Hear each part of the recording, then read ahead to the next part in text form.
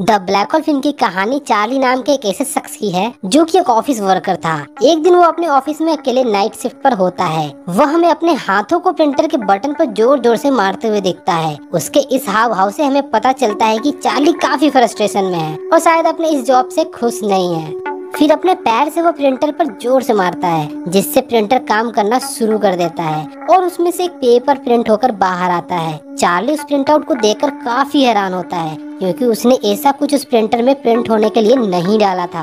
दरअसल उस printing machine से जो पेपर बाहर आया था, उस पर एक ब्लैक सर्किल प्रिंटेड होता है। उसे लगता है कि प्रिंटिंग मशीन ढंग से वर्क नहीं कर रही है। उस प्रिंटेड पेपर को साइड में रखकर प्रिंटिंग मशीन को चेक करता है, पर सभी कुछ सही पाकर काफी हैरान होता है। कॉफी पीकर जब वह कप को उसी प्रिंटेड पेपर पर रखता है, तो उसे फील होता है कि वह कप पेपर से होकर प्रिंटर के अंदर चला गया है। ये देखकर वो काफी सरप्राइज होता है। फिर वो डरते हुए उस ब्लैक होल के अंदर अपना हाथ डालकर कप को बाहर निकालता है। ये सब चीजें देखकर चार्ली काफी शॉक्ड है, इसलिए वो कंफर्म करने के लिए उस पेपर को उठाकर डरते हुए अपने हाथ को दोबारा उसमें डालता है और पिछली बार की तरह ही उसका पूरा हाथ उस ब्लैक होल के अंदर चला जाता है। चार्ली के माइंड में एक आइडिया आता है। वो सोचता है कि अपने इस इन्वेंशन से वो काफी कुछ कर सकता है, इसलिए वो वेंडिंग मशीन के पास जाकर उस पेपर को वेंडिंग मशीन के गेट पर रखता है और अपने हाथ को वेंडिंग मशीन के अंदर डालकर कुछ चॉकलेट बाहर निकालकर खाने लगता है। मतलब कि उस प्रिंटेड पेपर के ऊपर जो ब्लैक पार्ट प्रिंटेड था, वो एक तरह से होल का काम कर रहा था।